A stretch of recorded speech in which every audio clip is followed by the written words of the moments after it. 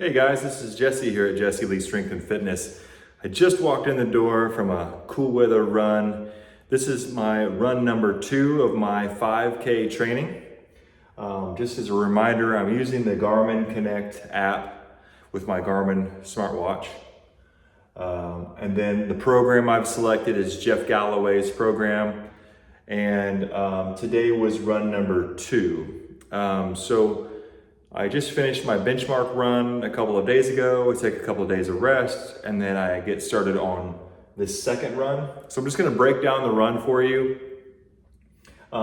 This run is a 10-minute warm-up. It's 2 cadence drills, 30 seconds on, 30 seconds off. That's times 2. And then we're gonna do a 10-minute cool down, and that's it. Oh, so for anyone who is kind of an avid exerciser, you might think, well, that's not enough. But for me, as a transition, a smooth transition into this running phase of my training, this is perfect. It helps me do a few things. It helps me really focus on my form. It helps me create a little bit more of a mind-body connection with a little bit of curiosity of what's happening at my feet, what's happening at my ankles, is my core engaged, what's my chin position, what's my breathing like. So this gives you an opportunity to actually work on the craft of running rather than just running. I think running is kind of like guitar playing. You know, you get better at it over time, but you have to always hone in on the basics. Focus in on the scales and those types of things, the tone, the tension. Those are really important parts of this, especially if you want to run long term and stay in the game. By being curious in your running process, by undulating the effort, it's going to be really pay off in dividends. You don't always have to go out and blow it out every time. So just to break it down, on this 10-minute warm-up, what I did was I did my mobility and glute activation, which is super important. That's 10 to 12 minutes of kind of run specific mobility that I have another video if you want to refer back to that, which is my full run warm up. It includes some foam rolling and some other kind of banded exercises that help me get ready for the run, which leaves me feeling great. Then I walk out the door and go ahead and start my warm up. And that's about 4 to 5 minutes of just walking. I just walk and feel my body. Are there any little did I miss anything in the warm-up is kind of what I'm doing, is just like noticing some things, getting kind of my breath, getting kind of relaxed, getting to feel like good. And then, I think this time I actually walked about 4.5, and then I light jogged with just some like low and slow steps just to feel really good. And I did that for a few minutes.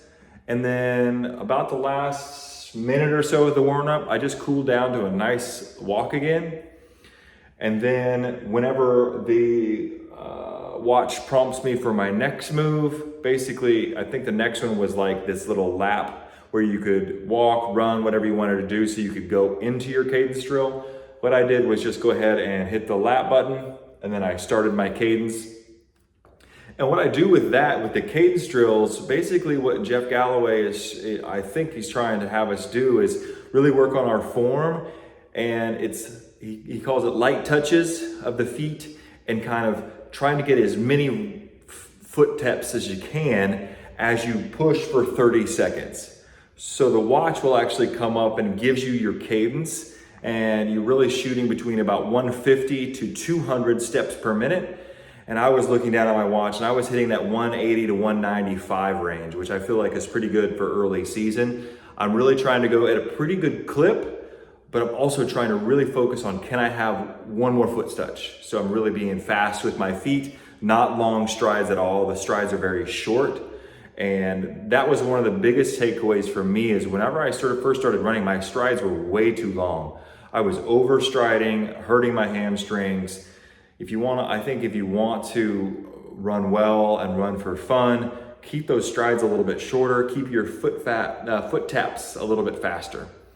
So that's 30 seconds on, and then I walk for 30 seconds, and then the cadence drill starts again. And once again, I'm up and running. I'm going pretty fast with my light touch. I'm trying to get as many foot touches as I can, and then walk for 30 seconds, and then the cool down comes on. And then I basically walked for about 4 minutes, and then I did a light jog for about 4 or 5 minutes, and then I coolly walked home, and that felt perfect. I totally, throughout the whole workout, I covered about 1.72 miles. And then during my drills, during those 30 seconds, my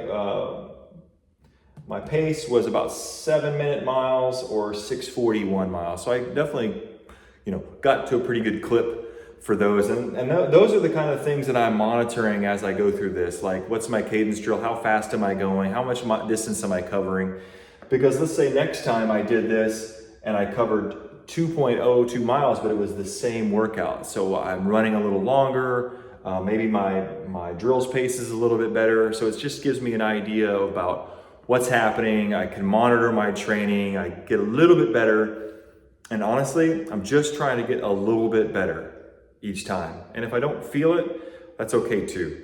The end result is that I'm continuing to train. I'm getting a little bit stronger, a little bit faster. I'm learning each time. So treat these not necessarily as, I emphasize, don't think of this as exercise, think of this as training.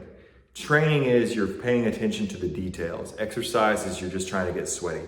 So make sure you're training, all right? I hope that helps you. This is run number 2. You can refer back to the benchmark run number 1, just so you get an idea. And I'll be doing these each time I do a run workout just to keep you guys in the loop. All right, thanks so much.